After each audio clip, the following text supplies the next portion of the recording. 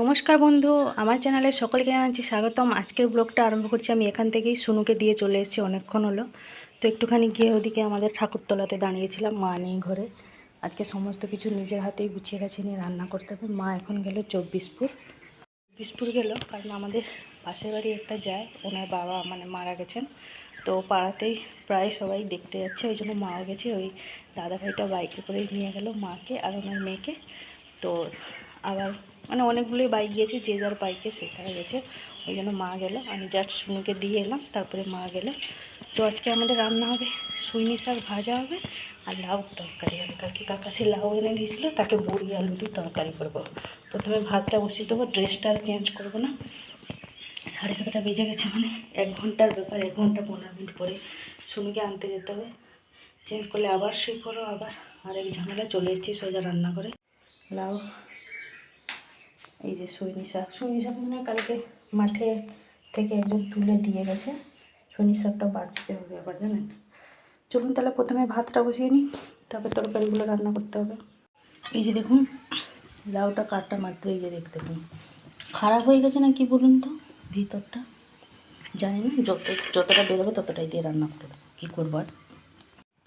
বেজে গেছে 9টা, এই যে 15 মতন। জাস্ট সুনুকে নিয়ে এলাম, তাড়াহুড়ো করে রান্না বান্না করে দিয়ে গেছিলাম। ভাতটা শুধু হয়ে গেছে, আর ওই যে লাউ তরকারিটা করে নিয়েছি। ভাতটা এই যে নামিয়ে রেখে গেছিলাম, তার সাথে এই যে টমেটো ধনে পাতার চাটনিটাও করে নিয়েছি গ্রাইন্ডার। এই শাকটা বাছতে রেখে দিয়ে গেছিলাম। শাকটা পুরোপুরিভাবে বাছা হয়নি। আসার সময় 1 কেজি পেঁয়াজ নিয়ে এলাম বাস স্ট্যান্ড থেকে, পেঁয়াজ নিয়ে। এই যে ধনে পাতা চাটনিটা হয়েছে, লাউ তরকারিটা হয়ে গেছে। নিচে নামিয়ে রেখে দিয়ে গ্যাস বন্ধ করে তারপরে গেছিলাম। তার মধ্যে বাবা এসে গেল খেতে, বাবাকে মুড়ি খেতে দিয়েই গেছিলাম। চলুন তাহলে বাকি শাকগুলো বেছে নিই। এগুলো কাপড় আছে, কাপড়গুলো সব কাচতে হবে, এক গাদা সব জমা হয়ে গেছে। আগে রান্নাটা করে নিই, তারপরে। বেজে গেছে 10টা। ওদিকে সুইনি শাকটা বেছে কেটে ধুয়ে পরিষ্কার করে ভাজাচ্ছি এখন। সুনুকে এখানে দিয়ে দিয়েছি। আমি যে তুই আজকে একা একা খা বসে হাতে, খাইয়ে দিতে আজকে টাইম নেই আমার। এদিকে এই যে জামা কাপড়গুলো সব আমার ঘরে, যে বিছানা চাদরগুলো পাল্টেছিলাম, বাবার এরকম করে 2 বালতি হয়ে গেছে। এখনই বসে কেচে নেব। আকাশের গতিবিধি ভালো না, এরপরে বৃষ্টি হলে 3 দিন মতন এখন আর কাচা যাবে না, তবুও হাওয়াতে শুকনো হয়ে যাবে। চলুন তাড়াতাড়ি কেচে শুকনো দিয়ে দিই। এই যে দেখুন বন্ধুরা, আমাদের সজল ধারা জল এই যে আজকেই এসেছে। কি অবস্থা দেখুন। আমি কল পাম্প করে এত কষ্ট করে বালতিগুলো সব ভর্তি করলাম। মা এসে চান করবে বাইরেটা, তারপরে কাপড়গুলো কেচে সব ছাদে শুকনো দিলাম। ওই পাশের বাড়ি একটা বেজে গেছে 12টা মতন। আমি একটুখানি এই যে মেশিনটা বের করেছি, একটুখানি মেশিনটা। মা চলে এসছে, মা প্রায় 11টার সময় করে এলো। আর আমাদের এই যে জলটা পড়ছিল একটুখানি, যে 1 বালতি দিয়েই বন্ধ হয়ে গেছে। কেন বন্ধ হয়ে গেছে বলছি দাঁড়ান। মা আর আমি দুজনে ভাত খেয়ে নিয়েছি। ওই যে দেখেছেন সামনে মাঠটায় যে জলটা দাঁড়িয়ে আছে, ওইখানে সাইডে যে পাইপটা যে জয়েন্ট ছিল, সে পাইপটা ওখানটা ফেটে গেছে। সেই কারণে ওই যে মাঠে সব এই যে জল জমা হয়ে গেছে। এই যে ওই ধারে মাঠে, ওই ধারে মাঠটাতে বাদাম বসানো হয়েছে, পাইপটা ফেটেই সব জল জমা হয়ে গেছে ওইখানটা।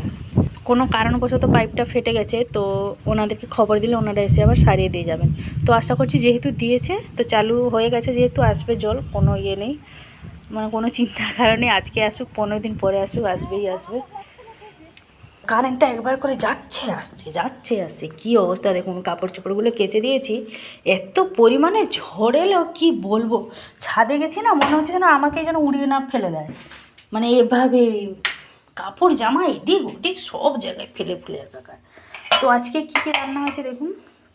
এই যে জিরে আর লঙ্কাটা ভেজে গুঁড়ো করে নিয়েছিলাম আলু ভাতে মাখাবো বলে। এই যে টমেটো ধনে পাতা চাটনি, এদিকে আছে এই যে আলু ভাতে, সুইনি শাক ভাজা, এই যে লাউ তরকারি। মার আমার খাওয়া হয়ে গেছে।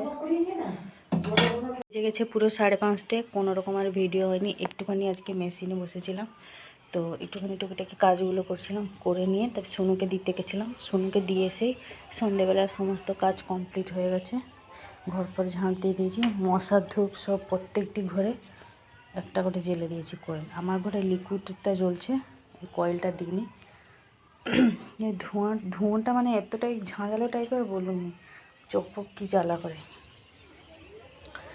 আর এই যে মা গেছে ওই যে ওইখানটা ঠাকুরতলাতে আছে, মিস্ত্রি কই এখনও আসেনি পাইপটা ঠিক করতে।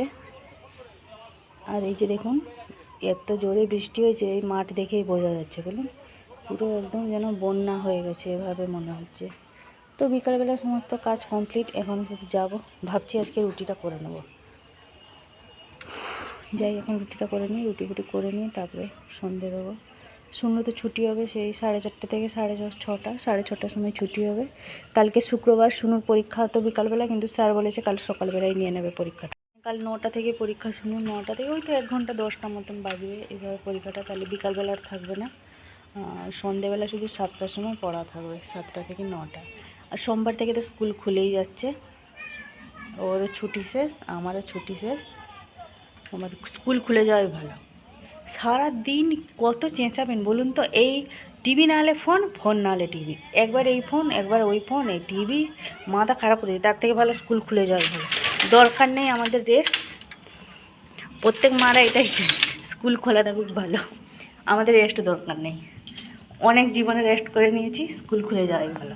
এই যে কাপড় জামাগুলো দেখুন সারা ঘরে এলাম না, মা যে এসে আমাকে কীরকম মুখ করছে, হ্যাঁ তুই জানিস ঝড় বৃষ্টি হবে কেন কাপড় কাচলি? আমি আর কি জেনে শুনে আমি এমনি থাক কেচে নেবো। ওয়েদারটা ভালো ছিল, যে হঠাৎ করে ওয়েদারটা এমন হয়ে যাবে বুঝতে পারিনি। যাই হোক কাচাতে হয়ে গেছে, 3 দিনের শুকনো হোক, 4 দিনের শুকনো হোক। চলুন তাহলে এবার রুটিটা করে নিই। তাহলে আজকে আর ভিডিওটা বেশি বড় করছি না, আজকে এই পর্যন্তই। আবার দেখা হচ্ছে আপনাদের সাথে আগামীকাল। সবাই ভালো থাকবেন, সুস্থ থাকবেন সব দিনের মতন।